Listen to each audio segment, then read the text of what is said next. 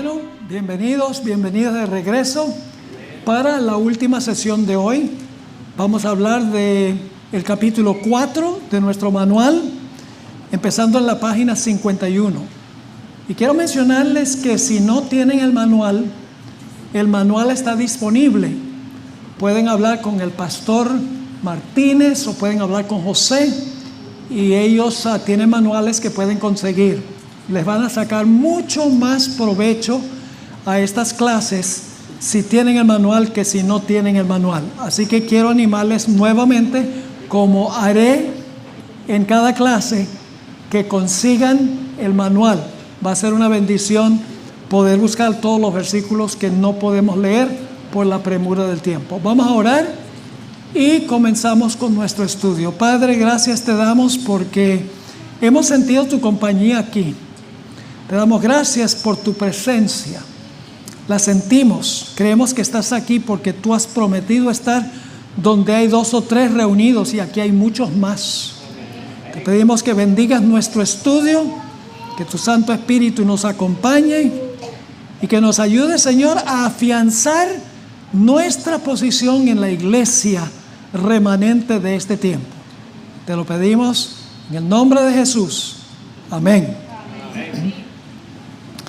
Como les mencioné en la página 51, la lección número 4 se titula Lo que Jesús dijo sobre Él mismo. Vamos a hablar hoy de la identidad de Jesús. Hoy vamos a cubrir los primeros 5 puntos y luego mañana en la siguiente sección vamos a trazar los últimos 5 puntos. 5 esta noche y 5 mañana. Jesús una vez hizo a sus discípulos una pregunta de trascendental importancia. Y esa pregunta se encuentra en Mateo 16, 13 al 17. La pregunta básicamente que hizo Jesús a sus discípulos fue: ¿quién decís que soy yo? ¿Quién soy yo? Y Pedro, quien parecía ser el portavoz de los discípulos, que muchas veces ponía la lengua en cuarta antes de poner el cerebro en primera, respondió correctamente: tú eres el Cristo, el Hijo del Dios viviente. Y Jesús estuvo de acuerdo con lo que dijo el apóstol Pedro. Le dijo: respondiste correctamente. En nuestra lección de hoy vamos a estudiar cómo se veía Jesús a Él mismo, cuál es la identidad de Jesús, y lo vamos a hacer en 10 partes o 10 secciones. Vamos al hecho número 1, y es que Jesús preexistió antes de venir a este mundo. Estaba en el cielo antes de venir a este mundo, preexistió. Hay 2 profecías significativas del Antiguo Testamento que indican que Jesús ya existía, que era antes de venir a esta tierra. Isaías 9:6 se refiere a Jesús como Padre eterno. Y la profecía de Miqueas 5:2 dice que sus salidas son desde el principio, desde los días de la eternidad. Jesús no comenzó su existencia con su encarnación. Jesús ya preexistía en la eternidad pasada. Y eso lo sabemos también por lo que encontramos en Juan 6 y el versículo 38, donde dice Jesús: porque he descendido del cielo no para hacer mi voluntad, sino la voluntad del que me envió. Ahora, si el Padre lo envía a este mundo, quiere decir que estaba ya en el cielo antes de venir al mundo. Obviamente, preexistió. En su famosa oración, en camino al huerto del Getsemaní, en Juan capítulo 17, encontramos a Jesús diciendo algo que indica que Él preexistió su venida a este mundo.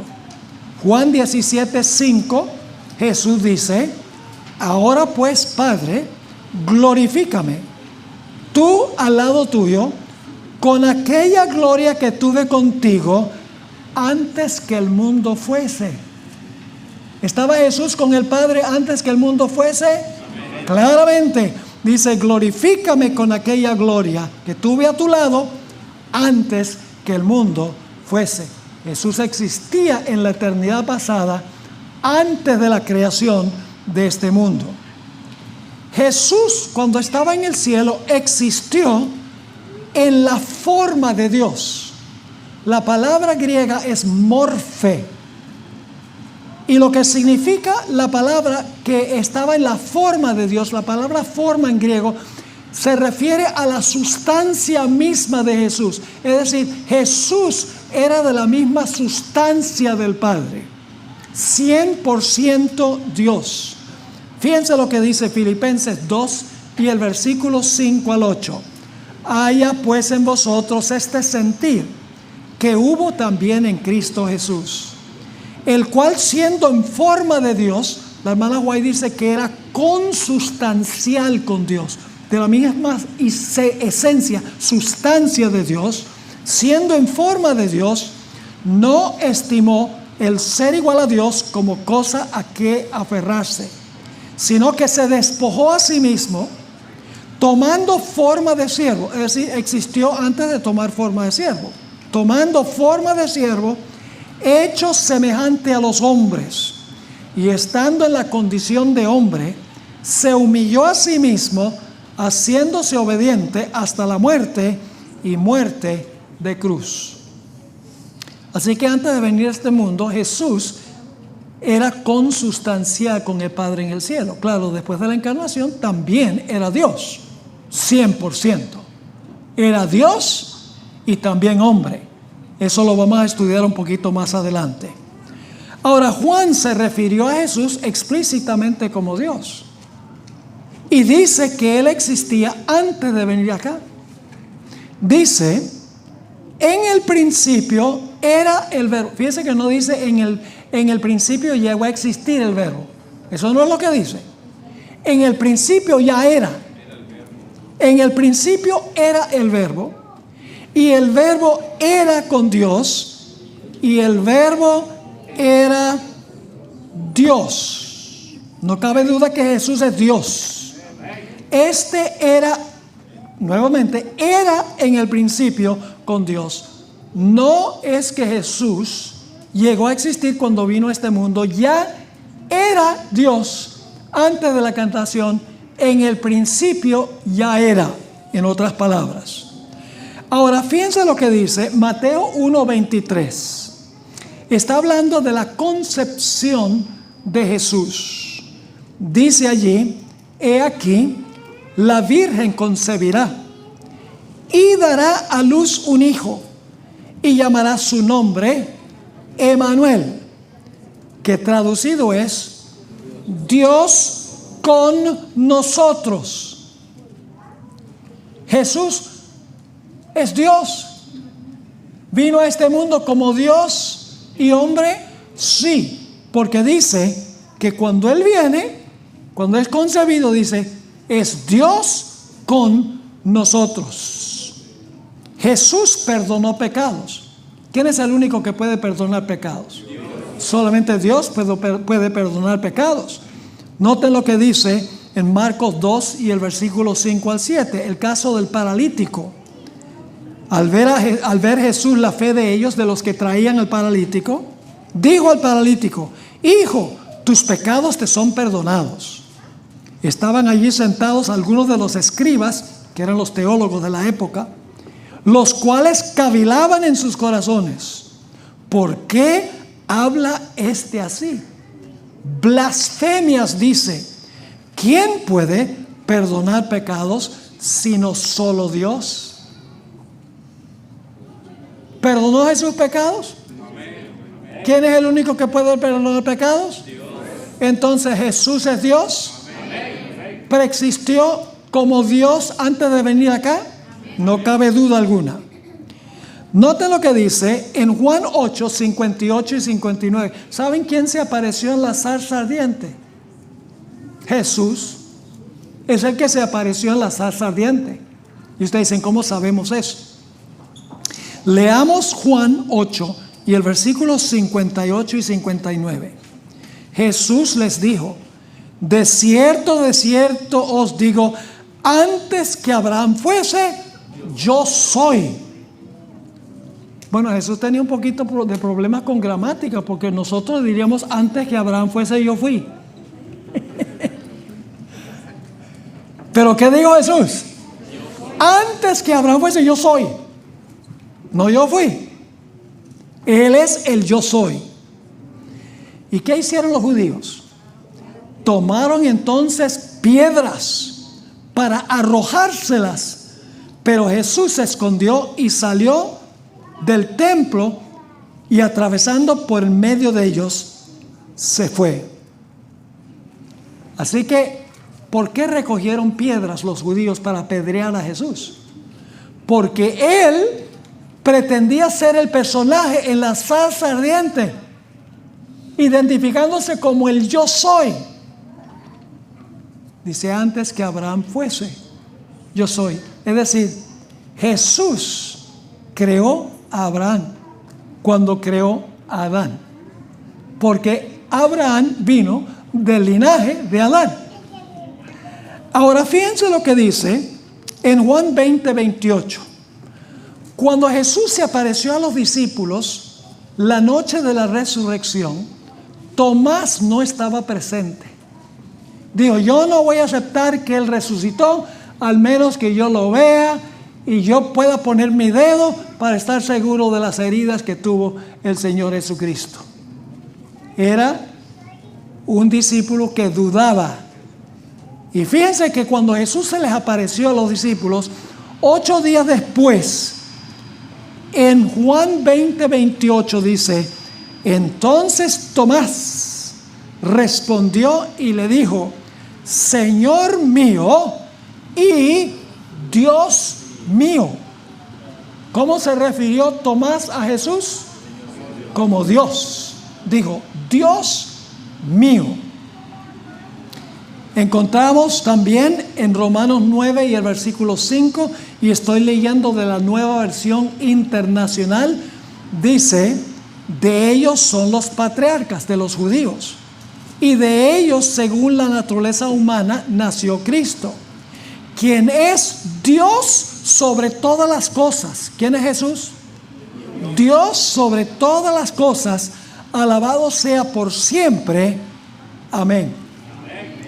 Y en Tito 2 y el versículo 13 dice que los cristianos esperan y ansían el regreso de su gran Dios y Salvador Jesucristo. ¿Jesús es Dios? ¿Preexistió antes de venir acá? ¿Qué porcentaje de Dios es? 100% Dios, tanto Dios como Dios el Padre. Así que es el primer punto, es que Jesús preexistió su encarnación y es 100% Dios. Existió en la eternidad pasada. Ahora vamos al hecho número 2, el punto número 2. Jesús fue el arquitecto de la creación. El Padre fue el arquitecto de la creación y Jesús fue el albañil. El Padre diseñó el plan y Jesús implementó el plan. La hermana White tiene una cita donde ella dice, lo que es el habla al pensamiento. Así es Jesús con el Padre. Es decir, el Padre piensa y Jesús expresa audiblemente lo que el Padre dice. Por eso es que se llama el verbo de Dios o la palabra de Dios. The word, en otras palabras. Él habló el plan que elaboró el Padre y lo implementó en la acción. Jesús fue el creador en términos de la obra activa de la creación. Jesús es el verbo. Así que en Génesis, cuando dice, dijo Dios, ¿quién es el que estaba diciendo? Lo estaba diciendo ni más ni menos que el Señor Jesucristo. Y usted dice, ¿cómo sabemos eso? Noten otra vez Juan 1 y los versículos 1 al 3. Está claro esto. Dice, en el principio era el verbo, y el verbo era con Dios, y el verbo era Dios. Este era en el principio con Dios. ¿Quién es el verbo? ¿Qué persona es el verbo? Cristo Jesús, porque dice, aquel verbo fue hecho carne. Así que el verbo es Jesús. Ahora escuchen el versículo 3. Todas las cosas por Él fueron hechas. ¿Por quién? ¿Quién hizo todas las cosas? Jesús implementó el plan arquitectónico del Padre. Trabajaron juntos. Es más, el Padre fue el que le dijo a Jesús, hagamos al hombre a nuestra imagen, conforme a nuestra semejanza, según dice el Espíritu de profecía. Todas las cosas por Él fueron hechas, y sin Él nada de lo que ha sido hecho fue hecho.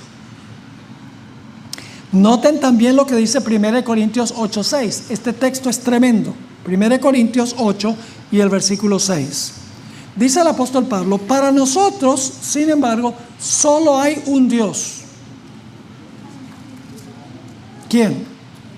El Padre, del cual proceden todas las cosas, y nosotros para Él. ¿De quién proceden todas las cosas? Del Padre. Pero ahora note, sigue diciendo, y un Señor Jesucristo, por medio del cual son todas las cosas, y nosotros por medio de Él. La creación es del Padre por medio de Cristo. El Padre diseña el plan y Jesús habla el plan a la existencia. Note lo que dice Colosenses 1 y el versículo 16 y 17. Colosenses 1, versículo 16 y 17. Hablando de Jesús dice, porque en Él fueron creadas, ¿cuánto? Todas las cosas. ¿Solamente lo que está en esta tierra? No, porque dice, porque en Él fueron creadas todas las cosas, las que hay ¿dónde? ¿Saben que la hermana White tiene una cita donde dice que el Padre obró a través de Cristo para crear a todas las huestes celestiales? Jesús creó los ángeles conforme al plan de su Padre. Así que dice, porque en Él fueron creadas todas las cosas, las que hay en los cielos y las que hay en la tierra, visibles e invisibles, sean tronos, sean dominios, sean principados, sean potestades. Todo fue creado ¿cómo? ¿Cómo? Por medio de Él. Todas las cosas fueron creadas por medio de Él.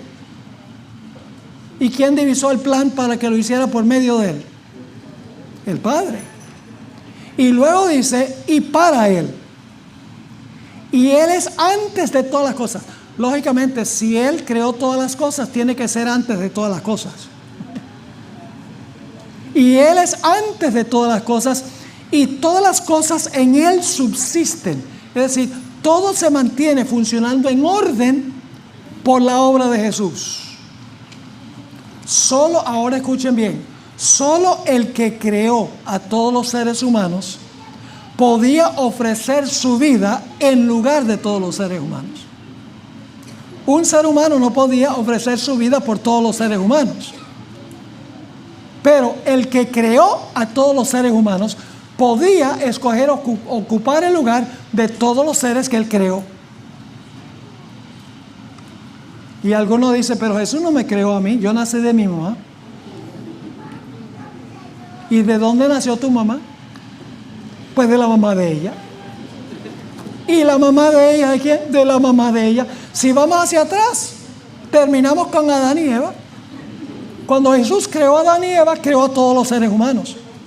Y solo el que creó a todos podía ofrecerse para ocupar el lugar de todos, para vivir la vida que nosotros debemos vivir y para sufrir la muerte que nosotros debemos sufrir. Solo el Creador podía ocupar el lugar de todas sus criaturas.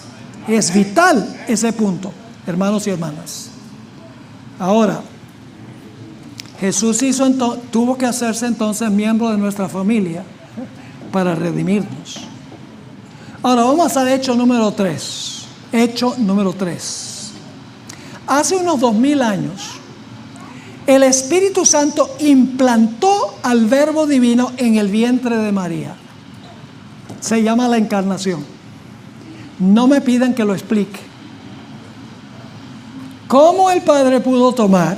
Porque el Padre preparó su cuerpo, según dice la Biblia. No me pidan que yo explique cómo el Padre pudo tomar la naturaleza divina de Jesús, juntarla o unirla con la naturaleza humana para formar una persona. Es el misterio de la encarnación. No lo podemos entender ahora, ni creo que lo vamos a entender por la eternidad. Vamos a estar estudiando esto para siempre. Los misterios de la redención. Así que hace unos 2000 años, el Espíritu Santo implantó al Verbo Divino en el vientre de María. Y de esta manera Jesús asumió la naturaleza humana. Y así Jesús era el Dios hombre. La naturaleza divina de Cristo se unió misteriosamente con la naturaleza humana en una sola persona. Dos naturalezas, divina y humana, en una sola persona. Jesús era a la vez padre de Abraham e hijo de Abraham. ¿Era Jesús del linaje de Abraham? Sí, pero también dijo antes que Abraham fuese yo soy. ¿En qué sentido era padre de Abraham? Como creador. ¿En qué sentido era hijo de Abraham? Por su encarnación. La Biblia también dice que Jesús es la raíz de David. Pero también dice que Jesús nació según el linaje de David. Eso indica que Jesús es Dios. ¿Y también qué? Y también hombre. La Biblia describe la encarnación de Jesús. Juan 1 y el versículo 14. Y aquel Verbo, el que era con Dios y es Dios, fue hecho carne y habitó entre nosotros.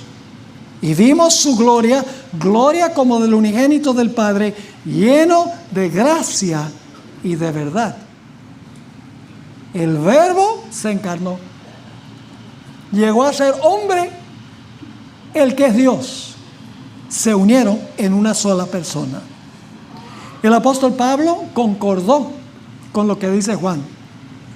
En 1 Timoteo 3 y el versículo 16 dice: e indiscutiblemente grande es el misterio de la piedad.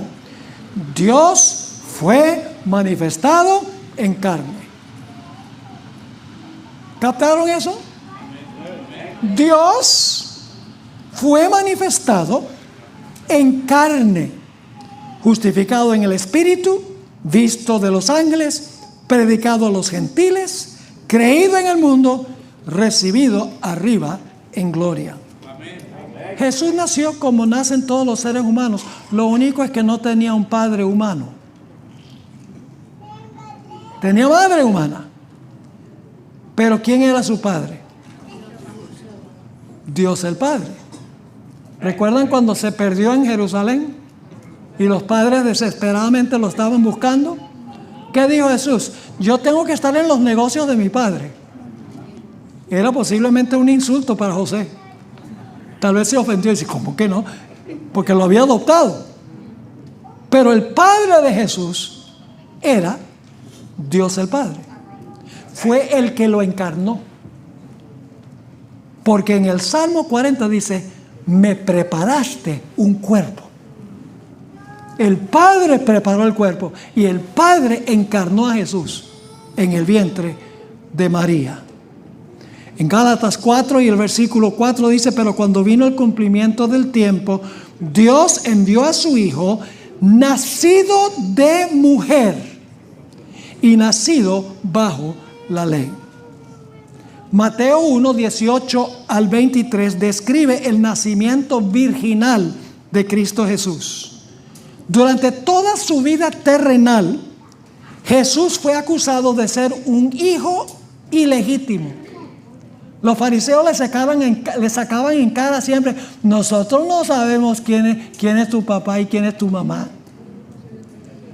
Siempre querían insultar a Jesús como un hijo ilegítimo.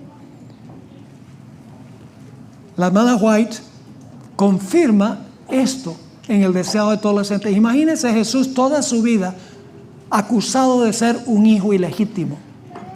Porque decía: nosotros sabemos quién es tu madre, pero tu papá no sabemos quién fue. Noten lo que dice Mateo 1, el versículo 18, y luego vamos a leer los versículos 20 al 23. El nacimiento de Jesucristo fue así. Estando desposada María su madre con José, antes que se juntasen, se halló que había concebido del Espíritu Santo. ¿Quién fue el padre de Jesús? Dios el Padre, ¿a través de qué? Del Espíritu Santo.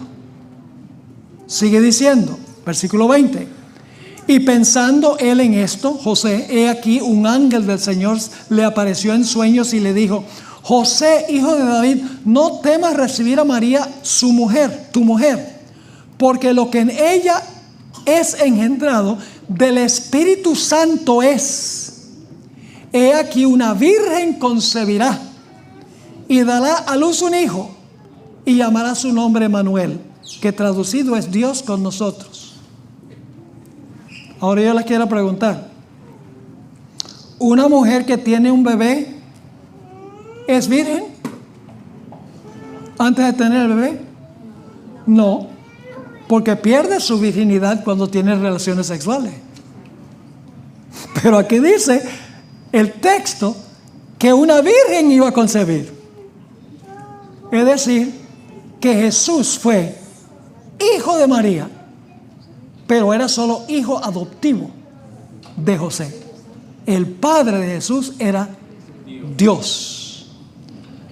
Según Mateo 1 y el versículo 1 al 17, Jesús nació de una larga línea de antepasados humanos. Ahí está la genealogía de Jesús. Era descendiente directo de Abraham, de David.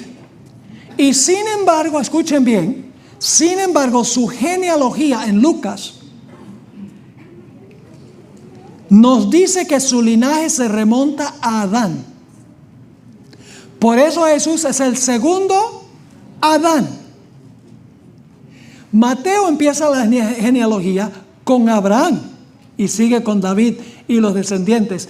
Pero Lucas nos lleva al mismo comienzo y dice que Jesús es el segundo Adán. Si es el segundo Adán, debe ser que cuando se encarnó era descendiente ¿de quién? Del primer Adán. Hebreos 2, versículo 14 al 17 nos dice algo muy interesante.